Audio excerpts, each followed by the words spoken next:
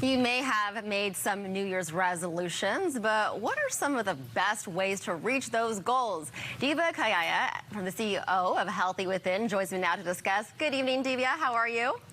Good. How are you, Teresa? Good, thank you. Really good to see you. I can't wait to talk about those goals and resolutions, but first, tell us about what is Healthy Within?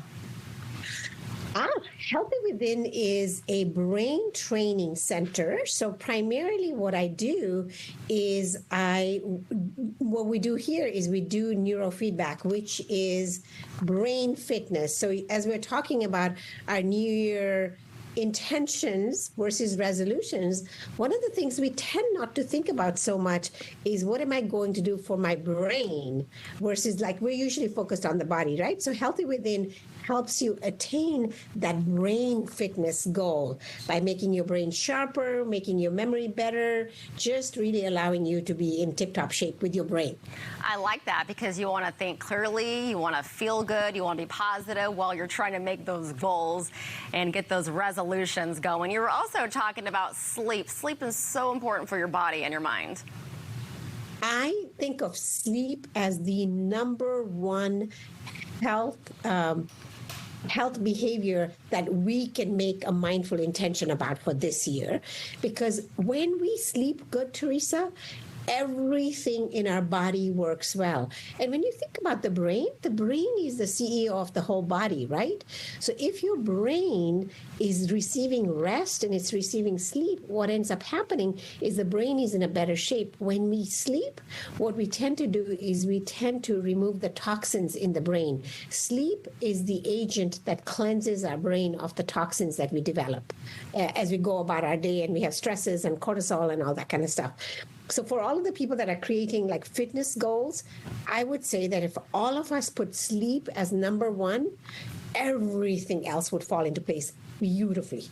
I like how all this goes together. It's pretty interesting to have like a healthy mindset and focus on brain health, sleep, nutrition, because how are you going to get there and accomplish that goal when you're feeling awful and depressed and sad and just not feeling yourself? So tell us about nutrition, because it also plays a part as well.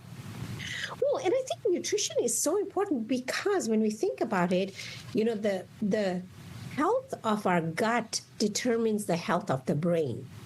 So nutrition is what makes the brain healthy. And I always talk about eating all colors of the rainbow. So think about ways in which we, like when you make your plate, you want it to be a very colorful plate, right? You want all colors of the rainbow. You want lots of fish. You want fish oil.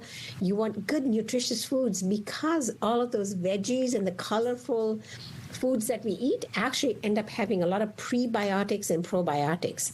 And when you have like good, healthy balance of gut bacteria, that's what tends to make our brain healthy as well. You make it sound so easy, but it's so interesting how people want a quick fix. Right, but people make those goals and resolutions. They want that quick fix. They want January to be amazing. But you're absolutely right. It does make sense. You want to be healthy. You want to focus on your mind and body nutrition just to make it happen for the year.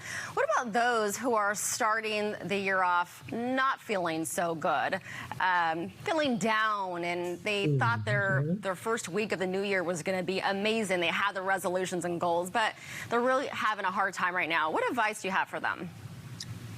I think one of the things we don't talk about enough, Teresa, is the fact that during the holidays, we do so much. We gather with families. We have all these festivities. There's a lot that goes on in the holidays. And what ends up happening is right after the holidays, it's very normal and natural to have a slump where you're feeling like, oh my God, I'm missing all my family. I'm missing all the fun I had. I have to go back to work. I'm starting my drudgery again. So I think it's very normal to have some blues at the beginning of the year.